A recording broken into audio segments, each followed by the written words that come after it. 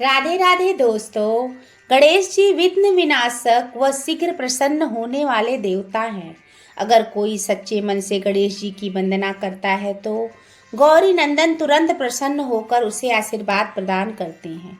वैसे ही गणेश जी जिस स्थान पर निवास करते हैं उनकी दोनों पत्नियां रिद्धि और सिद्धि भी उनके साथ रहती हैं। उनके दोनों पुत्र शुभ व लाभ का आगमन भी गणेश जी के साथ ही होता है। कभी कभी तो भक्त भगवान को असमंजस में डाल देते हैं। पूजा पाठ व भक्ति का जो वरदान मांगते हैं वह निराला है। काफी समय पहले की बात है कि एक गांव में एक अंधी बुढ़िया रहती थी। वह गणेश जी की परम भक्त थी। आंखों से भले ही दिखाई नहीं देता था, परंतु वह सुबह शाम गणेश जी की बंदगी में मगन रहती थी। नित्य गणेश जी की प्रतिमा के आगे बैठकर उनकी स्तुति करती थी, भजन गाती व समाधि में लीन रहती थी। गणेश जी बुढ़िया की भक्ति से बड़े प्रसन्न हुए। उन्होंने सोचा, यह बुढ़िया नित्य हमारा स्मरण करती है, परंतु बदले में कभी कुछ नहीं मांगती। भक्ति का फल तो इसे मिलना ही चाहिए। ऐसा सोचकर गणेश जी एक दिन बुढ़िया के सम्मुख प्रकट हुए। वहां बोले, माई तुम हमारी सच्ची भक्त हो।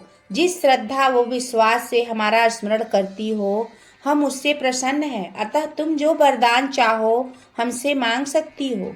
बुढ़िया बोली, प्रभु मैं तो आपकी भक्ति प्रेम भाव से करती हूँ। मांगने का तो मैंने कभी सोचा ही नहीं। मुझे कुछ नहीं चाहिए। गणेश जी पुनः बोले, हम वरदान देने के लिए आए हैं। बुढ़िया बोली, सर्वेश्वर मुझे मांगना तो नहीं आता, मगर आप कहें तो मैं कल मांग लूंगी। तब तक मैं अपने बेटे बहू से भी सलाह मशवरा कर लूंगी। गणेश जी कल आने का वादा करके वापस लौट गए। बुढ़िया की एक पुत्र बहू थी। बुढ़िया ने सारी बात उन्हें बताकर सलाह मांगी।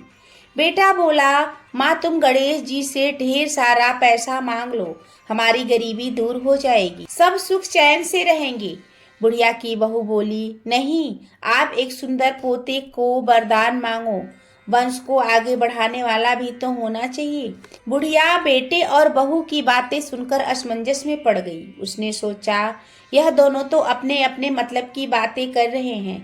बुढ़िया ने पड़ोसियों से सलाह लेने का मन बनाया। पड़ोसन ने बुढ़िया को समझाया कि तुम्हारी सारी जिंदगी दुखों में कटी है, अब जो थोड़ा जीवन बचा है वह तो सुख से व्यतीत हो जाए। धन अथवा पोते का तुम क्या करोगी? अगर तुम्हारी आंखें ही नहीं है तो तुम्हारी सारी वस्तुएं तुम्हारे लिए व्यर्थ हैं। अतः तुम अपने लिए दोनों आंखें मांग लो।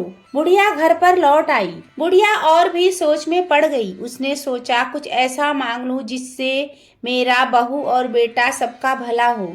लेकिन ऐसा क्या हो सकता है? इसी उधेड़ बुन में सारा दिन व्यतीत हो गया। बुढ़िया कभी कुछ मांगने का मन बनाती तो कभी कुछ, परंतु कुछ भी निर्धारित न कर सकी। दूसरे दिन गणेश जी पुनः प्रकट हुए तथा बोले, आप जो भी मांगोगे वह हमारी कृपा से हो जाएगा, यह हमारा वचन है। गणेश जी के पावन वचन सुनकर बुढ़िया बोली, हे गणराज, यदि आप मुझ पे प्रसन्न हैं तो कृपया मुझे मन वांछित वरदान दीजिए।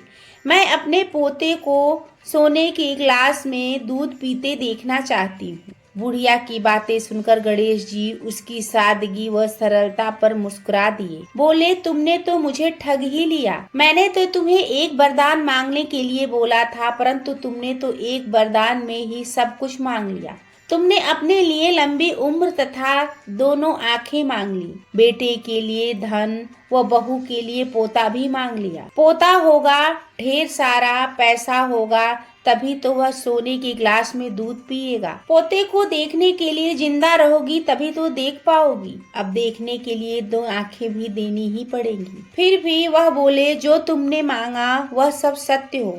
यूं कहकर गणेश जी अंतर ध्यान हो गए। कुछ समय बाद गणेश जी की कृपा से बुढ़िया के घर पोता हुआ। बेटे का कारोबार चल निकला। बुढ़िया की आंखों की रोशनी वापस लौट आई और बुढ़िया अपने परिवार सहित सुख पूर्वक जीवन व्यतीत करने लगी। दोस्तों, कहानी कैसी लगी? अगर अच्छी लगी तो एक लाइक, कमेंट और चैनल को सब्सक्राइब करें और हाँ, बेल आइकन को दबाना ना भूलें। धन्यवाद।